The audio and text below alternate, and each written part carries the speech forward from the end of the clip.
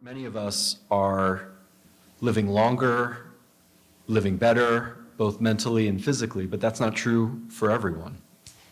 And based on statistics from Kentucky's Cabinet for Health and Family Services, we know that about 20% of the population today is over the age of 60, and that's expected to increase to about 1 in 4 Kentuckians by 2030. Along with that aging wave is a need for caregivers. It's already difficult to find caregivers today. Can you imagine what that might be like in another 7 years? With the significant increase in our aging population. Based on information from AARP, Kentucky has an extremely high rate of unpaid caregivers compared to other states. 13.5% of residents are family caregivers currently. That's about 600,000 people in Kentucky. And it reflects an economic value of around $8.6 billion, which isn't in our economy. So tonight, we thought we would discuss the supports that family caregivers can set up for themselves and why it's so critical. And we've got a fabulous panel here. David Fink, who's the CEO of Jewish Family and Career Services, will introduce them in a moment. And so what I'll do is just note that we'll be talking about the financial, legal, emotional, and social aspects of caregiving and how communities and individuals can prepare for this aging wave. So without further ado, I'll turn it over to David to introduce our panelists.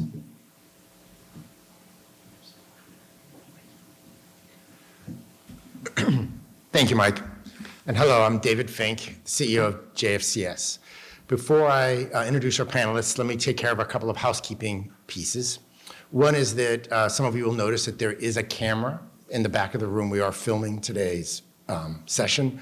We're doing that for the purposes of posting it on our YouTube account. Jim, it'll take about how long to post? A day or two. Okay, so we had many people who had RSVP'd that they were coming and then called today or yesterday and said they were unable to attend. And so, and this is what we do with our quarterly community chats, that we post them on our YouTube account so that they can continue to be seen by the public. But the camera is really focused on the panelists who don't get a choice of being seen. You get a choice of whether to be seen or not. And so at the end of tonight, we'll have an opportunity for the audience to ask questions. You won't have to identify yourself if you do not want to. You don't have to turn to the camera. You can just ask questions. The other piece of business that I should mention is that at your seats are cards, and they're there for two reasons. One, of course, is that we are a nonprofit, and so there is an opportunity for fundraising and for donations if you are interested. The other is that there's a QR code that's very important to us. That QR code is an opportunity for you to tell us two things. One is what you thought of tonight's event, so be thinking about that. And the other is that this is our 4th community chat for 2023. We are currently setting our agenda for 2024, and if you have agenda items that you think would be a good opportunity for us to share with the community, please feel free to put those, send those to us through the QR code. All right, now on to the reason why you're really here, which is to hear from our panelists. So I will introduce the panelists. To my immediate right is Sherry Puller, who's the founder of Puller Elder Law, PLLC. That is a holistic elder law and disability law firm in Louisville. She concentrates her practice exclusively in elder law and disability law with a view towards long-term planning. Sherry received her BA from the University of Pennsylvania, her JD from Boston University School of Law. She was admitted to practice before the Supreme Court, and the U.S. Supreme Court, excuse me, not just the Kentucky Supreme Court, and has also been admitted to practice in Kentucky, Massachusetts, Florida, and Washington, D.C. Sherry is the director on the board of the National Academy of Elder Law Attorneys. which is the NAELA, because I'll be saying that a few times coming up, and presently serves as co-chair of its Federal Advocacy Committee. She helped found the state NAELA chapter and currently serves as the board chair. Additionally, Sherry serves as a conference chair of the University of Kentucky Annual Elder Law Conference and is also active in the Kentucky Elder Law. She is one of their past chairs. She's on the executive committee and a director for the board of Louisville's Jewish Community of Louisville, also known as the Federation, and has served at the pleasure of 3 different governors on statewide boards to help serve those with disabilities. Sherry speaks and publishes nationally on elder law issues, including fiscal exploitation, guardianship, and ethics. Sherry, thank you for joining us. Next is Amanda Davis from the National Family, who is the National Family Caregiver Coordinator for KIPTA. Amanda graduated from the Murray State University in 2005 with a bachelor's in social work and has worked in a variety of settings, from being a discharge planner at a nursing home to working in a family resource center at an elementary school. She's worked at 3 area agencies on aging across the state, in Hopkinsville as a connector and waiver case manager, in Lexington as a waiver case manager and support staff, and now in Louisville as the family caregiver coordinator. Next is Tahisha, and thank you, Amanda, for joining us. Next, actually, is Tahisha. Somehow we got mixed up in our order. Sorry about that. I do know who is who. They weren't supposed to switch. They did it without telling me. All right, so Tahisha Rollins is the Associate State Director of Advocacy and Outreach with AARP in the Kentucky chapter. She's responsible for community involvement in local, state, and national affairs. Tahisha's area of interest are in the expertise are in Medicare, healthcare reform, and family caregiving. She's also an adjunct professor at Western Kentucky University, where she teaches an introductory class on gerontology. Thank you for joining us, Tahisha. Last but not least is Maury Malka, my right hand, here at JFCS. Maury is the Senior Director of Programs at Jewish Family and Career Services. She's a licensed social worker with over 35 years of social service experience. She serves on the executive leadership team of JFCS and oversees our mental health, career, older adult, and family stability programs. Her clinical practice is focused on geriatric issues, grief and loss, and family caregiver concerns. She has facilitated support groups and delivered training to family caregivers for over 2 decades. Her work with individual utilizes a strength-based approach that builds on competencies. She was instrumental in the development of a one-stop senior program that offers a full menu of services to seniors and their family members, including transportation and non-medical home care.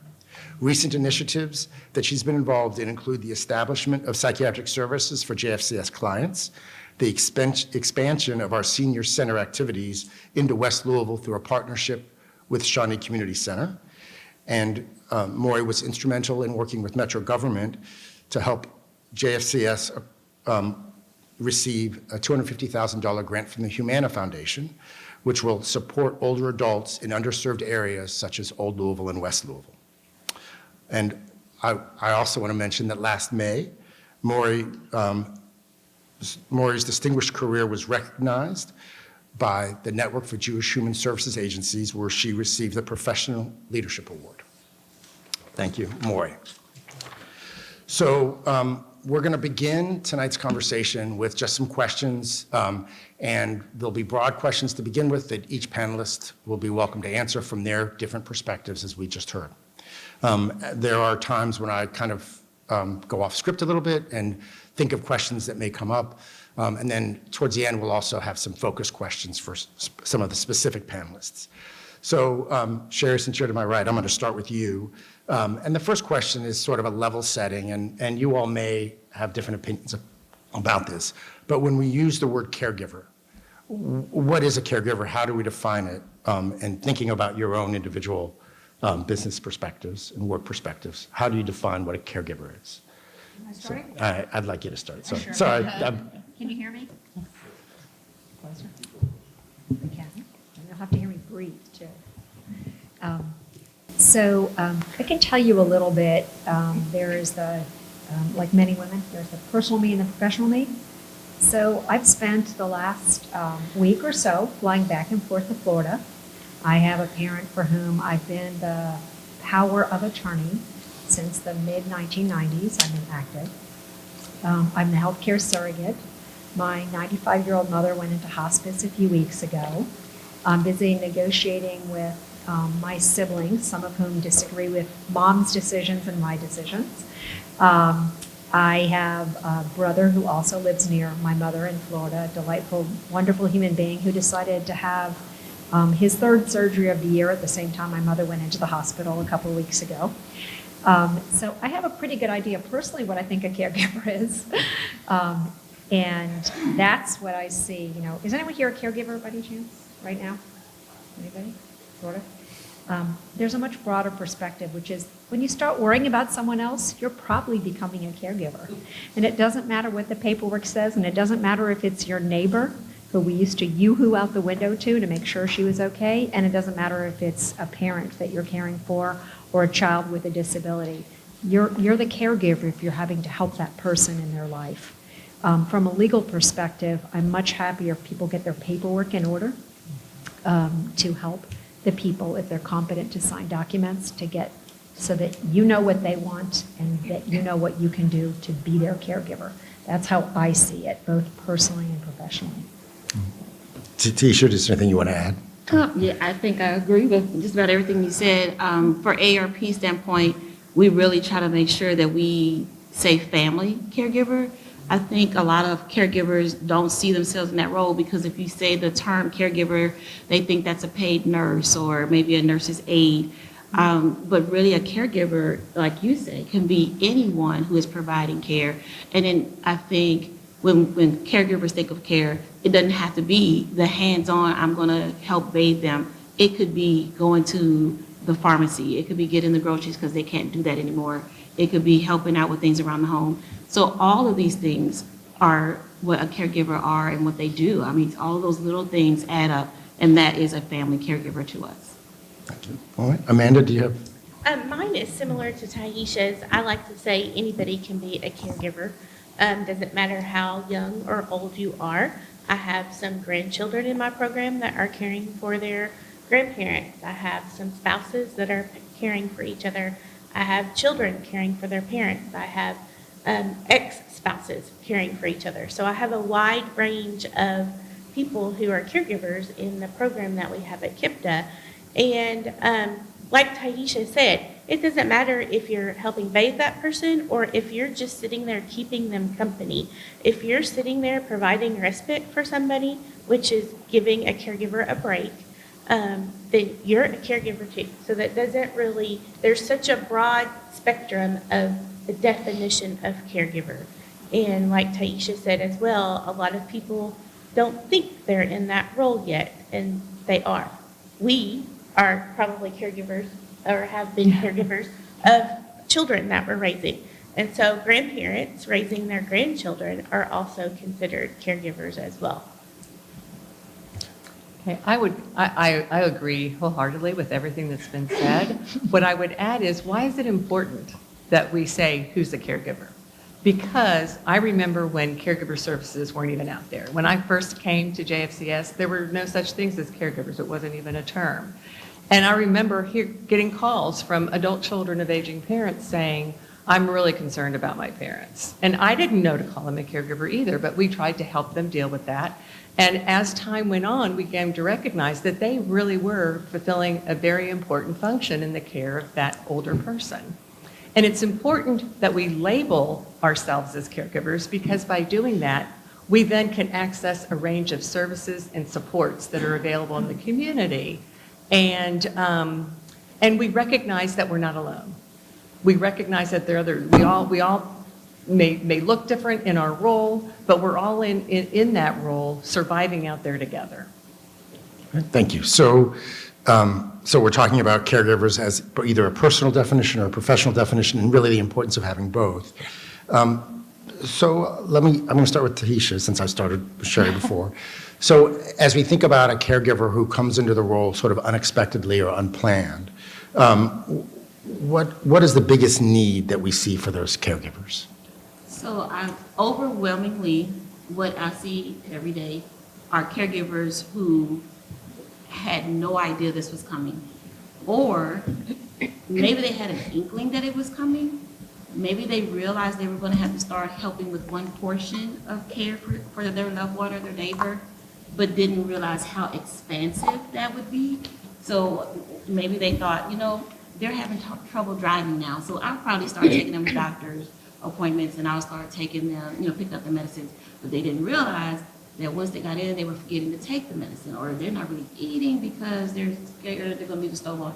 So I think the biggest thing for caregivers when they're thrown into this role is just knowing the volume and all of the aspects that it's going to take to really be effective in the role, and to realize that for the majority of us, we need a team.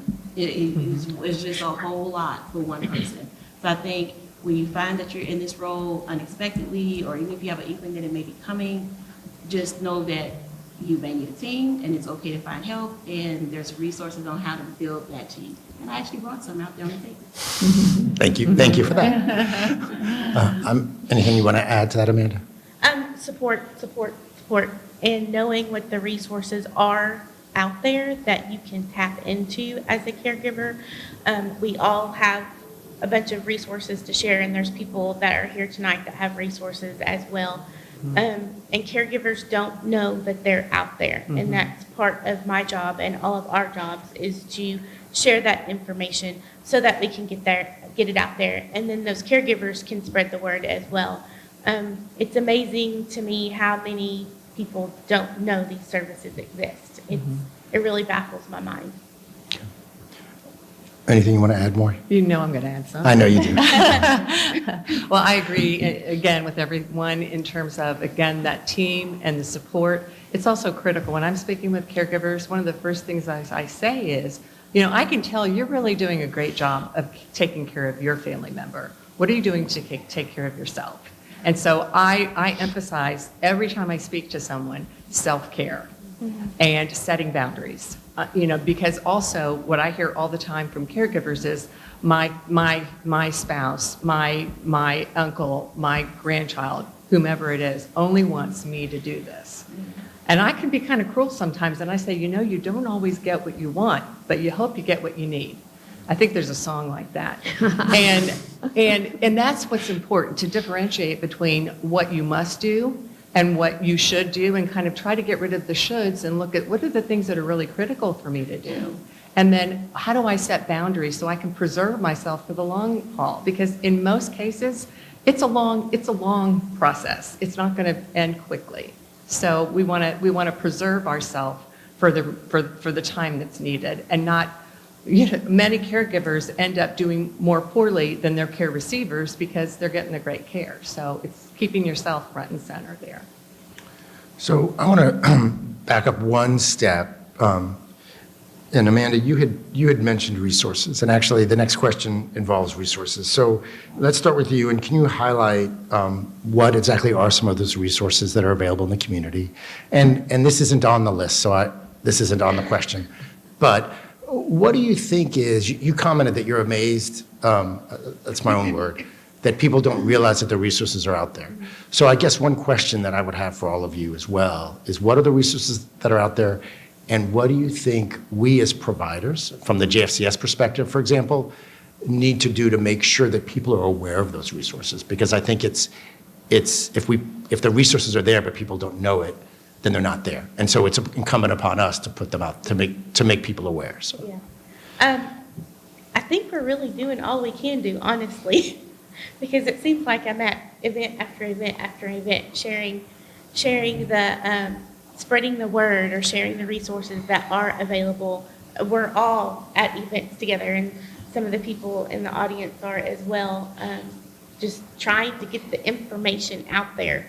And word of mouth from other people is a powerful thing too. Having, in our grandparent program that we have at KIPTA, a lot of those grandparents will tell their friends who are raising grandchildren, call Marianne at KIPTA. They have a grandparent program to help you. So that is a very powerful tool, is a word of mouth. As far as resources are concerned, I'm just can talk about my program right quick. That's great. So I am the National Family Caregiver Coordinator at KIPTA, the Area Agency on Aging and Independent Living. And what we do is we service the caregiver. A lot of people, when they call our office, think that we're servicing the person that they're caring for. And yes, we are in a sense, but it is more for the caregiver. In my program, we help caregivers. They are purchasing incontinence supplies, for example. That would be Depends, briefs, gloves, wipes, chucks, out of their own pocket. Those items are very, very expensive if you go to a store to price those out.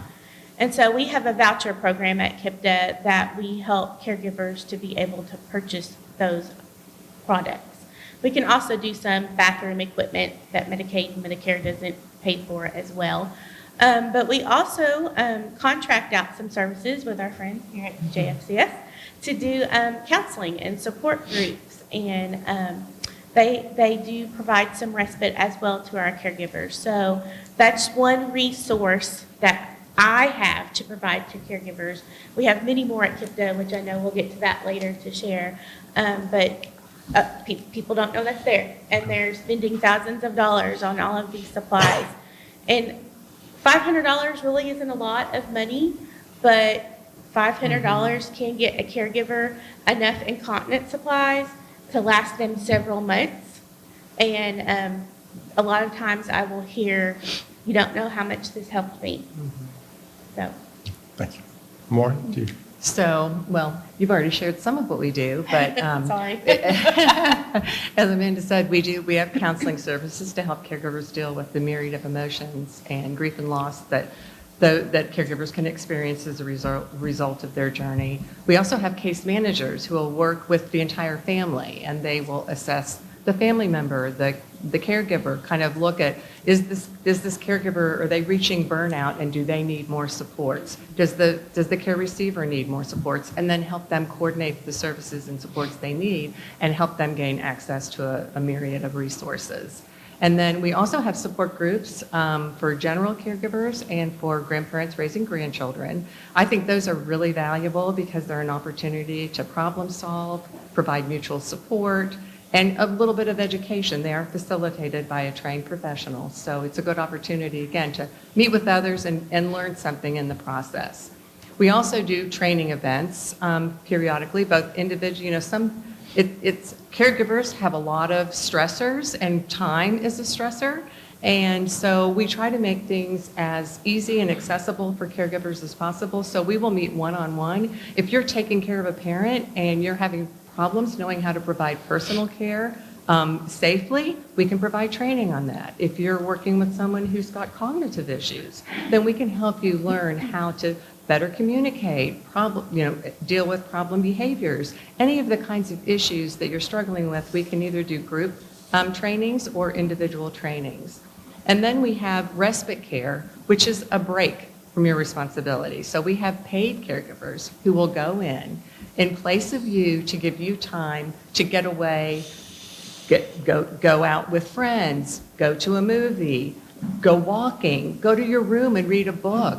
I have one caregiver who every year, she happens to be taking care of an adult son who has Parkinson's. And every year she uses a week of respite to go visit her other family members. So we really try to design it however it's going to best meet your needs.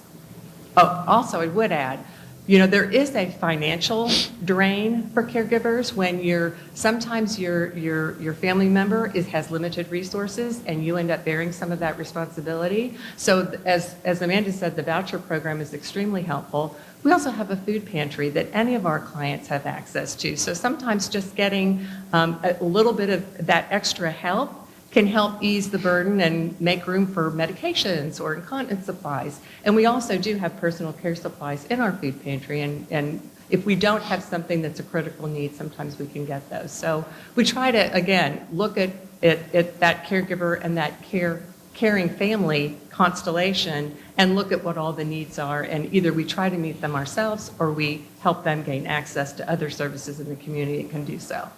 Okay, thank you. Share anything to add about either resources or helping people identify where to find those resources. So I will say, one of the challenges, I think, for people walking into my office, I often have a couple, and there's someone who's already the caregiver for the other spouse. And I always try to put this in the context that it makes sense. So I say, your life together is this wonderful machine that's just been chugging along for 20, 30, 40, sometimes 60, 70 years. And if that one cog in this machine breaks, then the whole machine's going to stop. And the cog that I'm most worried about, usually, based on the people sitting in front of me, is not the person who everybody presumes has the worst problem.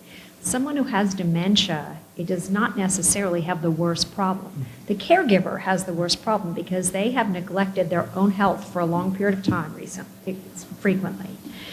They don't value their own time and their own well-being. They're not breathing. They're not grieving. They're not taking advantage of other resources. And that cog, that person who's the caregiver, is the cog that's going to stop. And that's when the machine is going to fall apart and nobody's going to live at home and nobody's going to be without resources. So I think it's important for people to understand what will make this whole machine break, this whole cog, what's going to be that cog that breaks.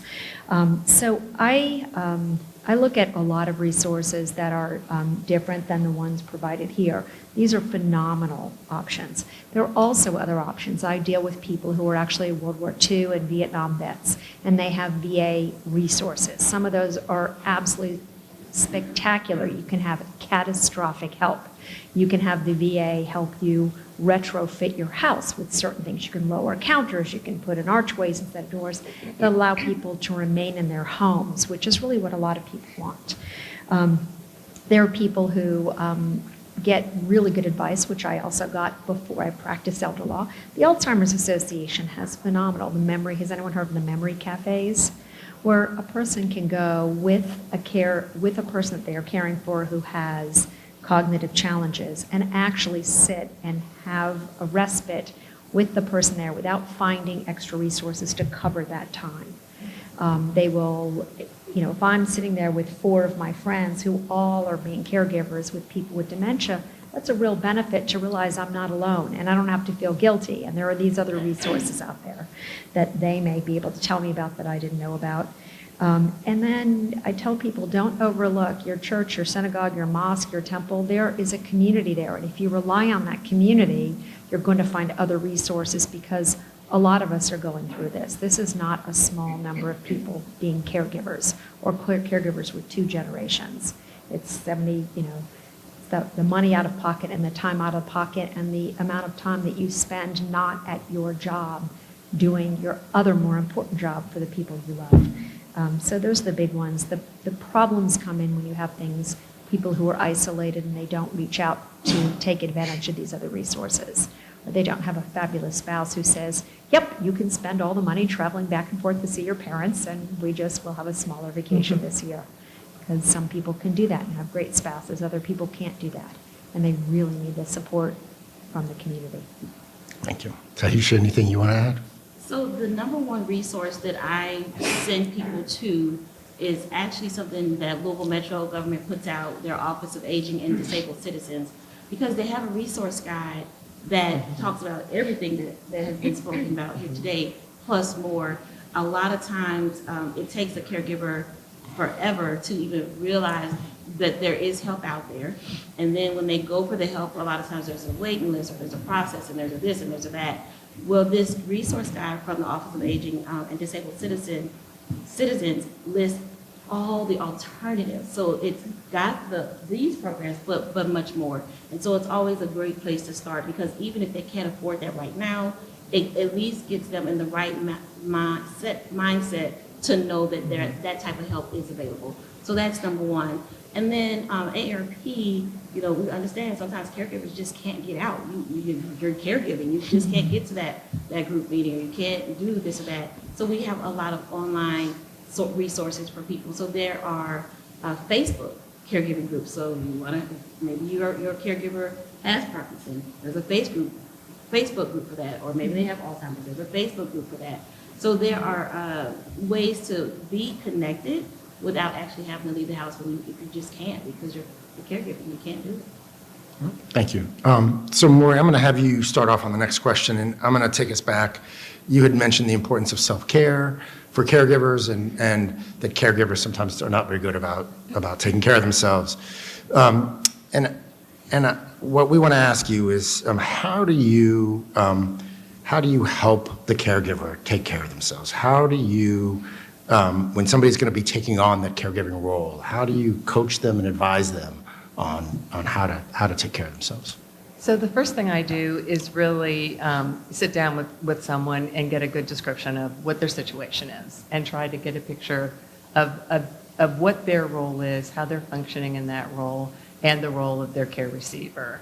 And then we start to kind of, like anybody I work with, we look at kind of where would you like, if we could wave a magic wand, where would you like to see things? Now again, it's dealing with reality.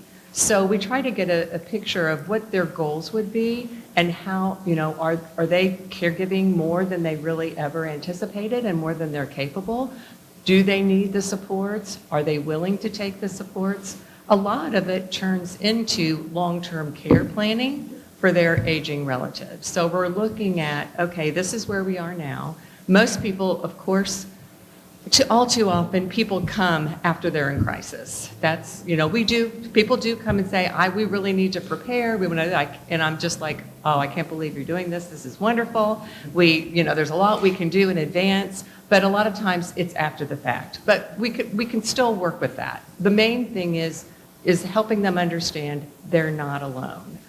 One of the first things, as I said earlier, the first thing I try to impress upon people is there needs to, especially if they're starting to feel burnout, they need to work on setting some boundaries, enlist the support of others. And so we talk about how they can do that. If there aren't family members, then through paid services or friends. A lot of people say, well, people ask me to help, but no one really means that. I said, if people ask you to help, say yes. Say yes. It's a gift to someone for you to say, is there something I can do? And if you say, you could bring me dinner tomorrow night, your friends generally and your family members want to support you, but they don't always know how. So telling them how is a relief for them and hopefully a relief for you. So again, it's just kind of starting off, looking at their overall picture, looking at how we can engage other family members or a support system, build a support system. Impact on caregivers tend to become very isolated and lonely in their journey. So helping them to develop kind of supports that are outside of their role so they are able to get relief, and then planning for how we get them some relief. Thank you. Amanda, anything you want to add to? Well, if a caregiver is not taking care of themselves, they're not going to be able to take care of the person that they're caring for. And so that's so important. So part of what I do to help them is to connect them to those resources so they can get those breaks. And a lot of what I do is send referrals to my friend Maury here for the respite services so that they can take those breaks and take care of themselves. I have the voucher through KIPTA can also be used for respite services as well, but it works a little differently than how it works through Maury. But I have a caregiver who uses her voucher every year to take a vacation. And I can count on her to send me her letter and her date every July of when she wants to take that vacation. And that's how she chooses to do the self-care. And it's getting the support system in place so they can have the self-care. Because a lot of the caregivers, they don't want to leave their loved one with somebody they don't know, or they're afraid to. I had somebody tell me that today, actually. And it's just difficult. They're scared. They're afraid. And just connecting them with the resources. We have, I'm going to add a resource in here. In our office, our referral center is called the Aging and Disability Resource Center. And that is where all of the calls come into through our office. And in that office, they have like a book of resources. And we have about 4 or 5 girls that work in there and screen all of the calls that come through and talk to all of those people that call needing these resources so they know where to direct them to which programs that they may qualify for. Thank you. Tahisha, anything you want to add? The one thing I think that is very important when we're talking about self-care, and I think Maury kind of hit on it, is a lot of times people just don't want to ask for help. I don't, whether they think they're going to be turned down, or they're going to be seen as bothering someone, or pride. There's a lot of reasons why people just won't ask for help. But one thing that our guide does is kind of tell you how to ask for the help. So when someone does ask you if you could use some help, or what would you need, you already have a list of things in your mind. So it just makes it easier. You're not sitting there on the spot trying to figure out, gosh, I really could use some help. I'm just not sure what. You already know, I need somebody to go grocery shopping.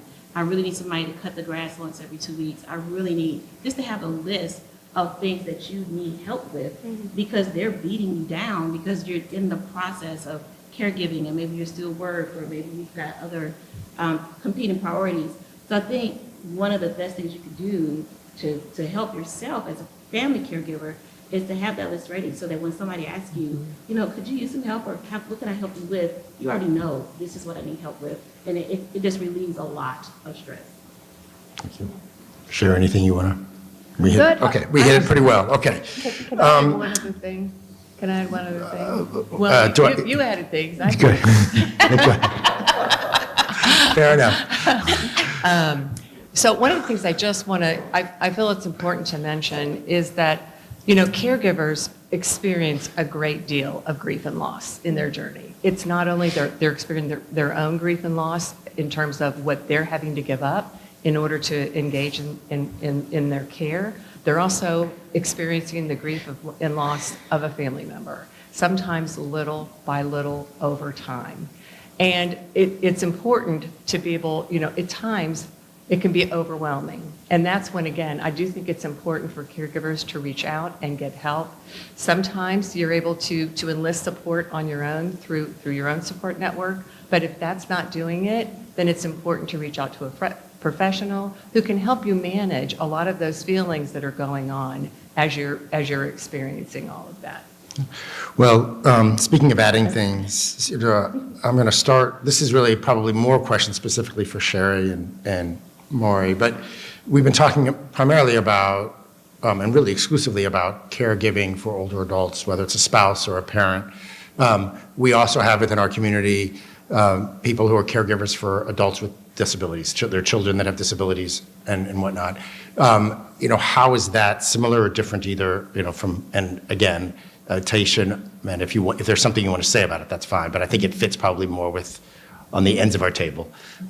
Either Maury or Sherry, do you want to chime in on what's similar or what's different about that? Let's start a little bit. So, interestingly enough, I was really, when I started in this practice area, I've been practicing law about 20 years, and I was really only interested in the elderly stuff because of the process that I'd gone through with a parent who had dementia, and interestingly enough, was running a business with diagnosed Alzheimer's, which is pretty funny. Got to be really smart to get away with that for a while. I had no interest in the sort of the disability, special needs work for younger people, but a lot of the laws are the same. A lot of the needs are the same, except that you have a different time horizon. So I can anticipate that my father in his 80s is not going to need 30 years worth of support from a caregiver.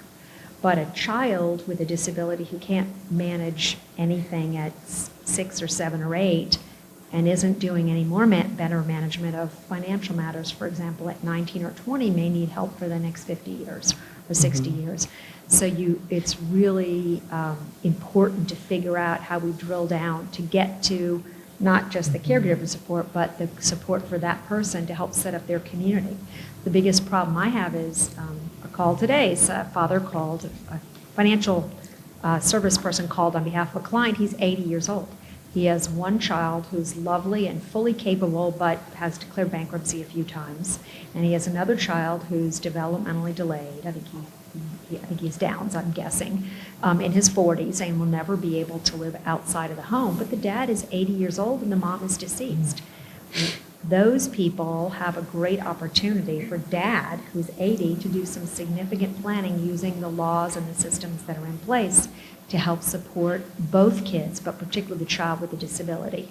because that child is not ever going to wake up one day and say, oh, I can do a job now, I can go to college now, I'm going to be great. And with an awareness and I don't know how much AARP touches on this, so I apologize, teacher, I'm going into your world, but when I was working on some of these statewide commissions, 1 out of every 6 adults in Kentucky met the definition of disabled. That's a very high disability number. Someone, does that sound right? Yeah. It's a very high disability number. So we have a big community of people with disabilities who are a traumatic brain injury you may recover and get better from. And I've had clients where we no longer need a guardianship. But for a lot of people, this is going to be their life, and we need to figure out how to make that a meaningful, purpose-driven life with the supports in place. And that's why it's relevant to thinking of older people and people with disabilities, because the concerns are the same, but a much longer time horizon. Do you want, anything you want to So add? I can just add, the caregivers all share common themes. There are common themes that are across the board. I kind of relate it to being on a body of water. They're all out there on this body of water. They're feeling the waves, they're feeling the storms, but they're all in different boats. And so depending on your unique situation, you're going to experience it a little differently. As Sherry said, the number one thing is with an older adult, you're planning for their end of life. And when you are a parent of an adult child, you're planning for yours and what's going to happen after that. Thank you. Go ahead. Yeah, Looks like so- you have something to say. Go Yeah, ahead. as a waiver case manager, I saw young and old. So I saw the children, teenagers, young adults with disabilities, and I saw those who were taking care of their spouses because they were older or they had Alzheimer's or dementia, whatever the case may be. And when you're thrusted into caregiving because you have a spouse who's had a stroke, you don't have time to plan. And when you have a child with disabilities, as they've been talking about, you have that time to plan. Who's going to care for them once I'm gone? And that's the biggest difference I saw as a case manager going into the homes of people doing home visits is, there were older adults who were in their 70s or 80s caring for their children who are in their 30s and 40s. And some of them, I didn't know how they were doing it, but they did. They did. Because I would also add, there's more of a physical demand. And it can vary, but there can be a more physical demand taking care of a younger person than an older person who's more frail. Taisha, yeah. I'll just add just a little bit of a different viewpoint, just from a personal standpoint, because I have 2 children who were born with genetic chronic lifelong diseases that have no cure, that will only get worse over time. My son is now 22 years old and has always done relatively well, only been hospitalized once in his lifetime for the condition. My daughter is 17, has been in the hospital every single year of her life, most times twice a year. In 2019, 5 times in 1 year for almost 60 days. I cannot tell you, and this kind of goes into the question I know you're going to ask me about money, how much time I have missed from work because she's a kid. And when she's in the hospital, I'm in the hospital. And I just personally believe that a family member in a hospital, nursing home setting, any kind of setting like that, if they have a family member with them, they receive better care. That's just my own personal opinion. And so if she's in there, I'm in there. And that I've done for, the whole time she's been alive. I am now surprisingly moving into a situation where my mother is starting to show some signs of disturbing behavior. I'll just be real vague there. And my sister and I are getting ready to make plans. And with her being consulted, I am finding working with my mother more difficult than having done 17 years of being in the hospital yearly. It is more challenging dealing with my mother. And I'm sure there's a whole lot of reasons behind that. But so while caregiver stress is real and caregiver challenges are definitely a thing, they are different, but it's still a labor of love. I'm just saying that it's going to be hard. Can I, Please. I have one thing to add. So I greatly admire everyone on this panel, but I completely disagree with you that there's no time to plan. Absolutely, completely disagree. Because when is the time to plan for when you're going to get old or have a disability or not be able to function? When do you think we should do that? Should we wait until there's a disability? Should we wait until I have lost my marbles? Right? That's not the time. We all have. If you have an 18-year-old with capacity, that child can sign a power of attorney saying, listen, if I end up in the hospital for 6 years, Mom, I want you to make sure my car payments get paid. And I want you to make sure my phone stays on, because that's going to be my lifeline. And I want to make sure of this. And I want to make sure that if there comes a time for me when it may be the end and the end is near, I got to tell you, I don't want that guy making my decisions for me. I want to make them myself, so I put them in writing. And if you are someone who believes in senior day at the fair, as I do, I've sat at senior day at the fair maybe 6 times already doing advance directives for free for anybody. I didn't ask for ID to see how old they were, just if they were who they said they were. And I and a group of lawyers will donate our time every year, because on senior day at the fair, if someone comes by and says, I want a living will to say what I want done at the end of my life when I can't speak for myself and I'm in a permanent vegetated state, this is what I want, they sign that. If you want a do not resuscitate order, we'll let you document that, and we will notarize it for you at the fair for free. Those documents are also available on the State Attorney General's website. There's no reason. Follow-up. Oh, So sorry. I believe, I agree, there's always time to plan. What I'm saying is most of the people that we come in contact with don't. They come in crisis. So, Absolutely, Yeah. my office, the same right. issue.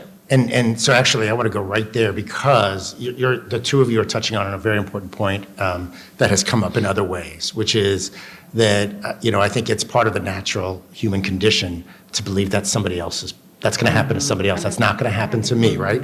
And so we're not as ready as we think we need to be. So what do you do? And some of this also goes back to Sherry, your introduction of yourself and of your personal life. Well, what do we do when our loved one is not ready for us to take over, but we need to? What do we do when we're taking care of our elderly parent and our siblings don't agree with what we do, or plan a vacation at the moment that this wasn't what you said, but plan a vacation at the moment our parent has to go into hospice? Any recommendations? Because I'm sure that you've all seen that many, many times, right? How do we work through those situations? And that's, It is a common problem. If you have 4 siblings, you have at least 8 opinions on how things should go. So that I reckon, and I've worked a lot over the years with families and kind of getting everyone together, and sometimes individually, then together, and even including the care receivers, to try to get everybody to kind of come together on a common goal. Sometimes it works, sometimes it doesn't. Sometimes what works today, doesn't work tomorrow, and vice versa. But I think trying to keep communications open and helping to paint a clear picture of what the situation is and some of the risks. So if there are family members that tend to be disagreeing, I can come in. It's not their brother or sister or their aunt that's disagreeing with them about how the care should be done. I'm a professional, and I'm talking to them about what I'm seeing and what I see the risks are. And then we talk about how we can mitigate those risks. And so that helps to sometimes get the conversation going. We do a lot of those kind of family meetings where we, just try to listen and get everyone's perspective, and then, also get mom or dad or spouse's perspective on what they're wanting. Ultimately, what we want to do is try to be able to create a plan that meets with the care receivers' goals. I certainly don't want everybody sitting around, as long as I'm capable, I don't want someone sitting around making decisions on my behalf. The key is helping, having those conversations. We should all be having those conversations with our children now, so they know what we want to be done, and so we don't find ourselves in that position. But it's difficult. It's very, I see a lot of folks who the family members don't want the parent driving, and so there are things you can do with driving. You can have them go to Fraser and do the the assessment, which tests their responses. And in fact, I have one person, she's going every 6 months because she's concerned and she's being very responsible. Sometimes I've told family members, I can't tell you what to do, but if it was me, I'd probably take away their keys or unhook, one of the valves in their car and let them think it's not working anymore. I mean, depending on how much of a risk someone is, sometimes you just have to say, I can't sleep at night, and so I need you to do this for me. And sometimes when you take that perspective, it helps. But it's keeping the conversation going, keeping the doors open, keeping talking about it in different ways, and getting a professional that can help also clarify and explain what the risks are. Someone who they may listen to. Also, the doctors are a great resource. A lot of times I'll tell people, when's the next doctor appointment? Talk to the doctor, let them know what you're seeing, have them approach it. Because most of the older adults will listen to their doctor like they'll listen to nobody else. Anybody else have? Maury's much nicer than I am. I say, look, if you don't want to decide who's going to manage your assets, if you have a temporary problem, then we'll just wait until you need a guardianship. And then there'll be a trial and someone will determine whether you've lost your marbles sufficiently, should manage your own money, and appoint somebody. So I think it's better to do it ahead of time, but that's your determination. I will tell you the funniest vignette. I had a woman come into my office with her 2 children. Her son was in his 70s, and he had been I think a lieutenant something in the military, very high ranking in the military. He was retired. He'd been a financial planner, been handling her money for about 20 years. And she fortunately had another child who was a nurse who'd been handling her medical stuff, and Mom was in her 90s. We did everything. We got things in order. We sort of talked about what she wanted. I kicked the kids out of the room. I talked to Mom alone. Is anyone pressuring you? No. Is this what you want? Get all done, and I get ready to draft things, and I thank the kids, and they leave. And the next night, the mother calls me, and she says, I just don't think my son's mature enough to handle my money. But he's in his 70s, he's been doing it for 20 years, and I thought, okay. But there's a real resistance to letting go of your stuff and letting someone take over. I get that. I see a lot of financial abuse cases. I know Taisha's, probably seen her. It's hard to get the money back when it's gone, but it's much better to try to put something in place. There is something, and I'm just going to do a little advertising for the Commonwealth of Kentucky. In Kentucky, a power of attorney is just a voluntary authorization. So I can say, can you manage my money? What you can't do is, sell my house, but everything else you can do if that's okay. Are you willing to do that? No. The answer's got to be yes. Okay. And then I decide, you know what, I've been fleeced anyway, and I am not comfortable, or I think maybe I need a little more supervision, or I have 3 or 4 children, and I'm concerned about one of them pressuring me or the grandchild pressuring me. I'm going to go to court, and I'm going to ask the court to voluntarily put a curatorship in place. And a curator is a court-appointed fiduciary to manage my money and my assets for my benefit under court supervision. So power of attorney, you can do your stuff, keep your notes, make sure you don't commingle and use my money for mine. But you don't have to turn in anything. But with a curatorship, it's a really nice secondary step where there is an overview of court supervision. And there's a filing every year or every other year. I'm not disabled. I haven't been determined to be disabled by a court. I'm just asking for that. And that, to me, is a wonderful thing people should be more aware of. It's not an easy, commonplace thing, but I think we should all be considering them. And I do have people who voluntarily hand over the keys of their entire financial life to someone in the family because they've been fleeced, and it's too hard to get the money back. And they don't want to be pressured by someone in the family, or a caretaker, or a caregiver who's not a family member, who's been helping themselves and they just can't do it anymore. So I think that's a wonderful secondary measure for people. That's a little higher than the voluntary stuff. But I agree, it's very hard to let people say, I don't want this. I did want to talk about one tiny thing here, which is this conversation that we're all talking about, that Maury was talking about, that's so valuable. I used to call it the couch talk. I had it 4 separate times. I sat my parents down, including when my father absolutely already had Alzheimer's, and I'd say, Dad, not for today. 20, 30 years from now, if you broke a hip, my dad was in his 80s at the moment and already had dementia. I said, what would you want? Would you want to come live with me? Would you want, I'm in a different state. Would you want to go over to Lou's? Do you want to go have someone come in and stay with you? What would you want? Or would you want to go somewhere? What would you want me to do? Notice I didn't talk about imminent, and I didn't talk about money. So it's much easier to have a discussion when you're having that discussion. And then there's a wonderful a former journalist from the Boston Globe who stole my idea, repackaged it beautifully, and it's online now, and it's called The Conversation Project. And it is a wonderful way to start these conversations with the people you love in a very calm and gentle way so that they hear you and they don't say, you're trying to get my money, you're trying to get control over me. Yeah, good follow-up on that. I use the conversation project in my class. Oh, really? But what I thought I would just back up and say is if you find yourself, in a caregiving situation and you're getting ready to do this couch conversation or the conversation project, just know that the first conversation may not go great. It may not go well at all. You may, encounter a lot of resistance, a lot of denial, a lot of accusations. It just may not go well the first time. So you don't give up and you have to do that again. And then the second one is, maybe you're not the right messenger. Maybe it needs to be their sibling or their cousin or the pastor or the doctor. So before you even begin the conversation, make sure you have the right people in the room to start the conversation and just know that it just may not go well the first time. Or the second. Or the second.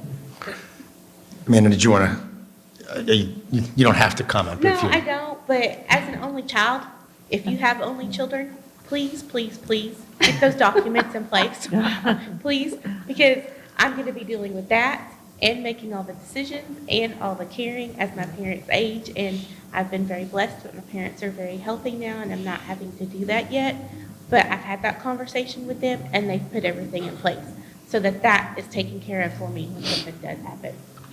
So, and I want to come back to that in a second, but there was Sherry, you made a comment about people feeling fleeced or scammed, or being fleeced or scammed. And we actually had a question, people online can submit questions when they RSVP. And we had a question about how do we protect the ones we care about from financial scams. So this is really open to any of the panelists if you have particular ideas that you want to comment on about protection. So ARP, we talk about fraud all the time and these scams. And not just for caregivers and care receivers, but just any of us, there's just a few things that we try to always say. So one, just if we can get people to remember, well, what we call it is the ether. Do not make decisions when you're under the ether, which is just a heightened emotional state. So, you don't want to make financial decisions if someone had just passed away or you just had a great loss or things like that. If it sounds too good to be true, it probably is. Develop your refusal script. A lot of people in a certain generation think it's rude to hang up. They'll answer the phone and they'll have the conversation. And, we're like, you don't have to do that. If you answer the phone, a lot of people have caller ID won't, but some generations just don't do that. Let them get their spill out. Thank you for your call. No, thank you. Click. Don't even give a second breath for them to come out with the next sentence. Don't make purchases on the spot. Somebody's coming to your house. Oh, I could fix your driveway. No. Or, this could not even be true. You just say, oh, I don't make those decisions anymore. You had talked to my son. Or, you had talked. Just develop that script so that it's just real easy to spew it off and move on. Thank you. Yeah, I would add, I do a similar thing. I've got a 91-year-old mother. She's given people her social security. I mean, she's done everything you shouldn't do. So now she's got strict instructions. If anyone calls you trying to sell anything, give anything away, anyone that you don't know, you just tell them they have to go through your daughter. And that ends it. But I would say that if anyone does find themselves falling victim to an elder scam or some kind of crime for elders, we do have a staff person dedicated to doing senior crime victims work, and he can help navigate the legal process and guide people to the resources they may need and provide the supports to just kind of handle EPOs, whatever is needed in the legal process. I stay away from the legal arena, but that is a resource that's available. And we do know that older adults are disproportionately targeted, so it is a real concern. And my understanding is that he actually has prevention videos posted on our YouTube channel as well. Yes.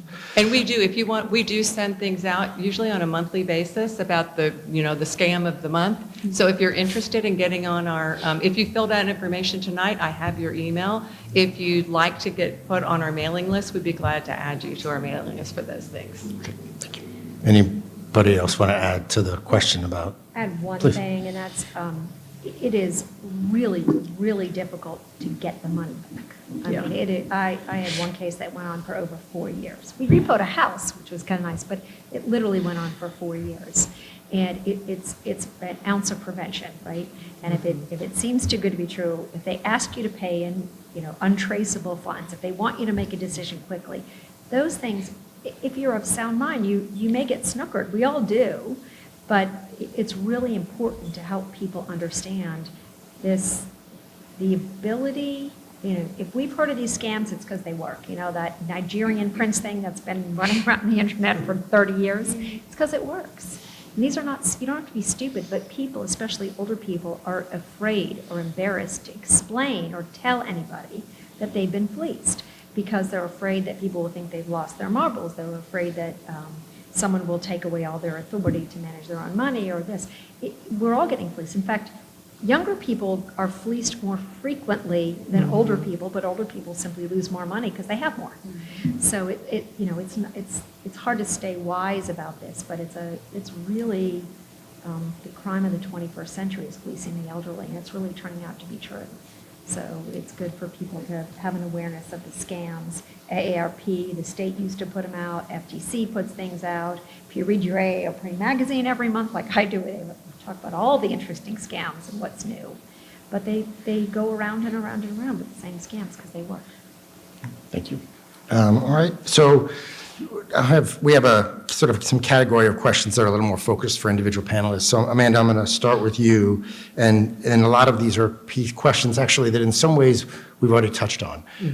But I just want to make sure that if there's specific information you want to provide, that you have the opportunity to do that. And so for you, I'd like to ask, are there governmental or nonprofit resources available that we haven't talked about tonight, or additional ones that caregivers may not be aware of and that could alleviate their financial burdens? Yeah, so we at KIPTA in the Area Agency on Aging and Independent Living are under the department in Frankfort at the state called the Department of Aging and Independent Living.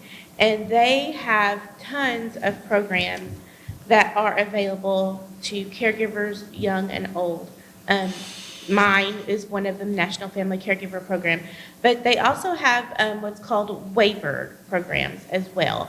Those are through Medicaid.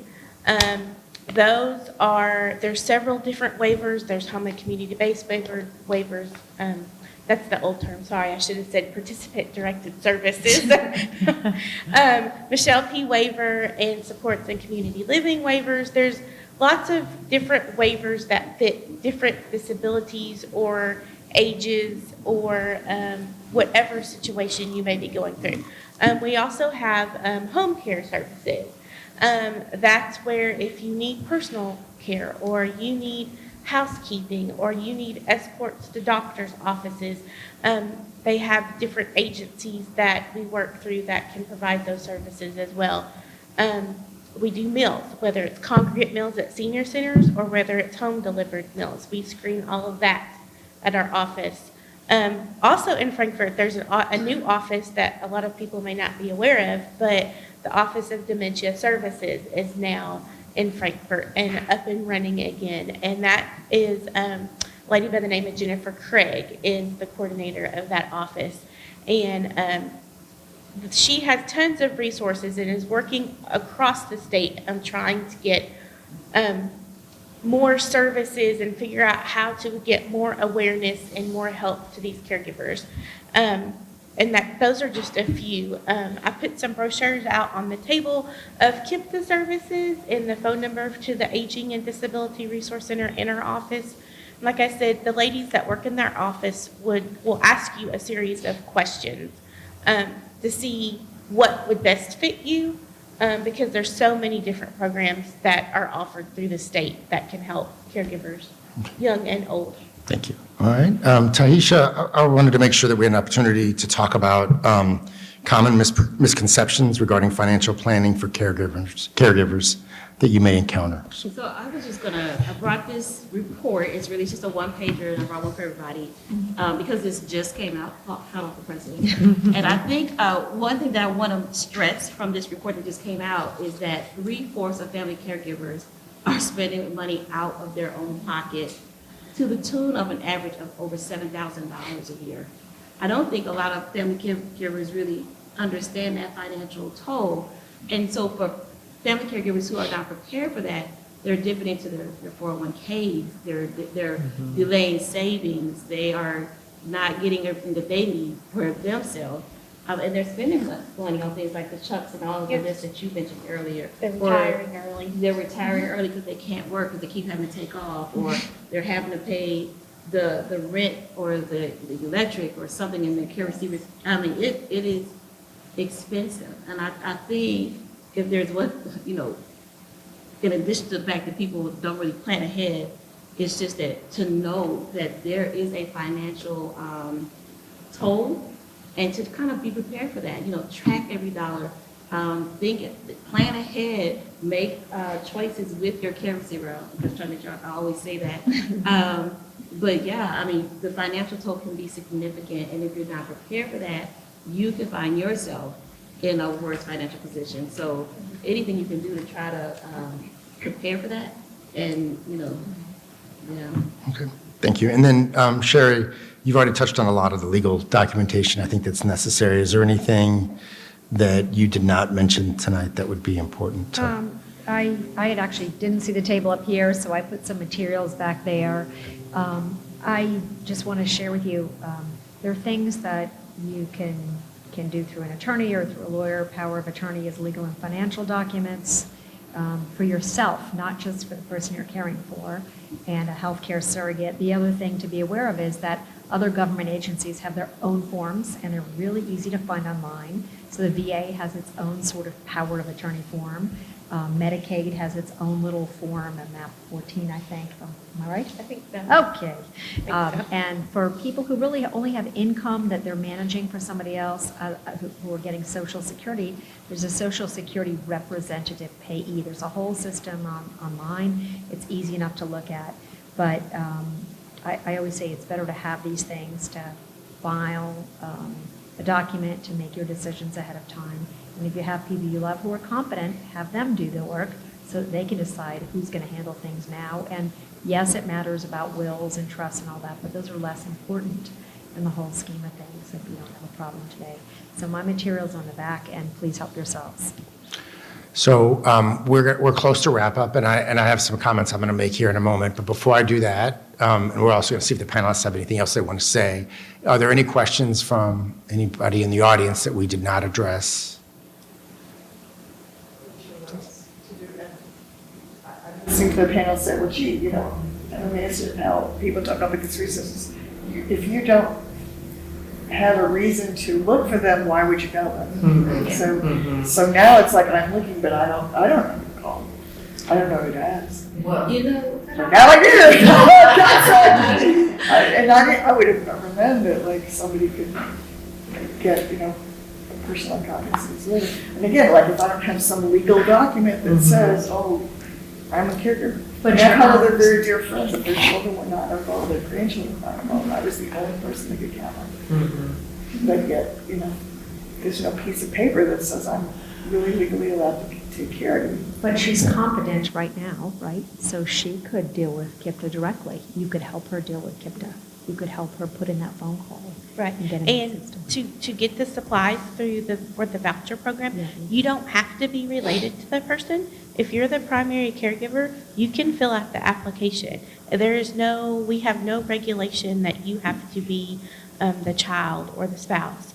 It could be anybody. So you could call and request the family caregiver program and be able to get those resources for her if you're needing the incontinence supplies.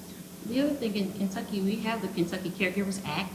So if you go with her to a doctor appointment or to the hospital, when you go, say, she can say, and you can say, I'm her family caregiver, and they will write that in the chart, and that way they are allowed to talk with you about her care, not because some other power of attorney, whatever, but it's because we have this Kentucky Caregiver Act in Kentucky.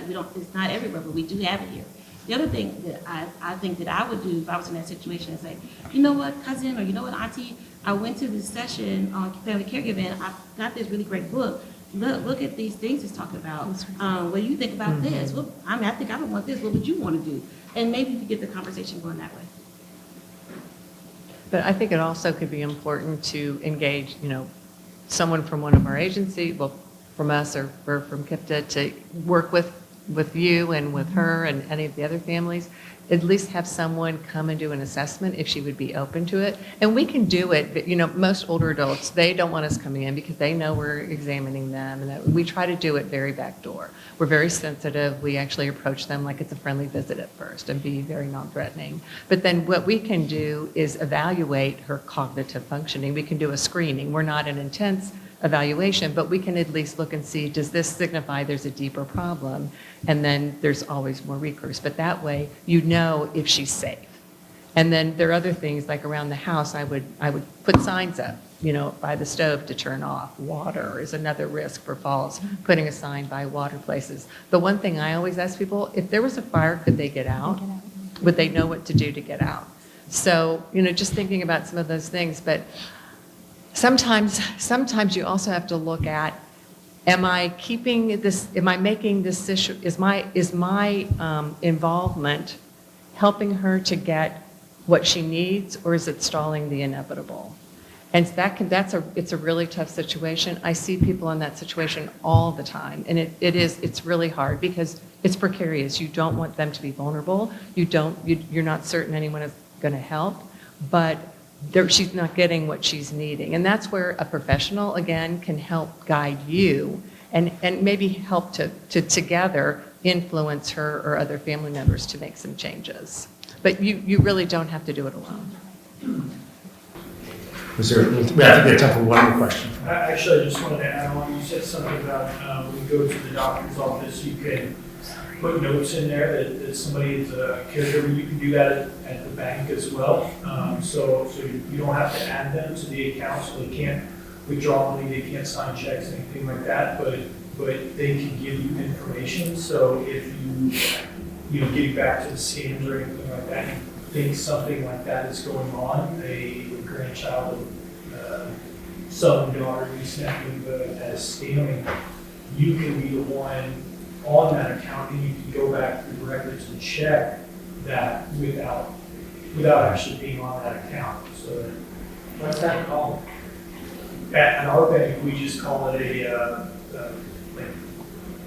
somebody you can give information to. We just put notes on the account. Hey, so-and-so has allowed, or has said Fed can get information on these accounts. No withdrawal, no check signing authority, but they have information for it. And to your really good point, there are also certain financial service companies that have meet certain criteria. They will ask you for a trusted contact. That's what they call it in that world. It says if something squirrely is going on with this account and we can't get a hold of the account owner, or we don't think there's a good answer, who can we reach out to? Not for them to manage the money, touch the money, take the money, but who can we reach out to figure out what's going on? And that trusted contact's been there for a few years, and a lot of institutions use it to make sure someone's not being policed. So I'm going to take a minute and take a stab at a general concept of what we've been talking about tonight so far, which is that the importance for caregivers really to have humility and be willing, one, to be able to set boundaries. You can't be the hero all the time, but be able to have boundaries, but also accept help for your loved one, and how that there are ways to talk with your loved one about how to accept that help.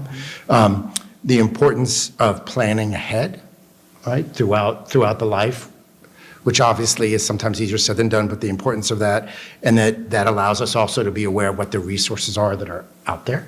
And then the last one, I think, is something, Deputy Mayor George is in the back, and she and I often talk about the importance of building community in Louisville, and this is another one of those examples of the importance of creating a community so that you have a community of supports for your loved one and for you as a caregiver. And I think that that's an important message in that as well. Is there anything else as we come close to the closing of tonight, any parting words of wisdom from any of you all? I can never resist one last word. One of the things that is especially important to me is that as caregivers, you did lose a role with that care receiver that you used to play. You might have been the son, the daughter, the spouse, the grandchild. I would encourage you to find ways to still enjoy pieces of that role, because that's a treasure for both of you, and it helps you get through the long haul. So that would just be one reminder to continue to do that. Please, please, please call for help. It was brought up earlier that a lot of people call in their moment of crisis. They don't know what else to do. They're about to pull their hair out. They're at their wit's end. Call before you get there so that we can help you and we can make the referrals to the resources and we can get you connected with the support groups, with the counseling, with the financial assistance, whatever it is that you need and that fits your unique situation. Everybody's situation is totally different. A lot of times people will, when I'm issuing a voucher for supplies, well, what can I get? Well, the list is long and not everybody gets the same items. And so, I have to often go into detail. Okay, well, tell me some of the things that you're using. So each situation, each caregiving situation is unique in itself.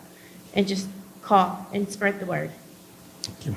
Taisha, anything? And I will also go with get help. It doesn't have to be family. It might be the neighbor. It might be the paper boy. It might be the guy at the grocery store. But get help. Ask for help.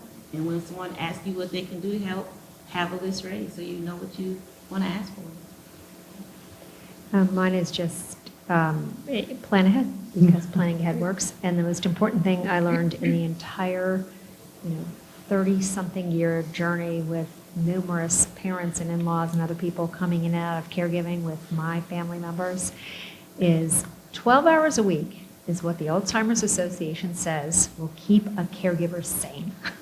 12 hours a week where you're not on duty. You could be grocery shopping if you like grocery shopping. It could be getting a pedicure. It could be bowling. It could be anything. But 12 hours a week is the minimum to stay sane when you're a caregiver. And I think it sounds like a big number, but in the whole scheme of a week, it's not so much. Mm-hmm. And that's what you can get away with. It's great. All right. So thank you all for coming. Please don't forget to access the QR code. Tell us what you liked and did not like about tonight. Tell us about other ideas you have for future community chats. Have happy holidays. And Maury, Amanda, Taisha, and Sherry, thank you very much. Thank you.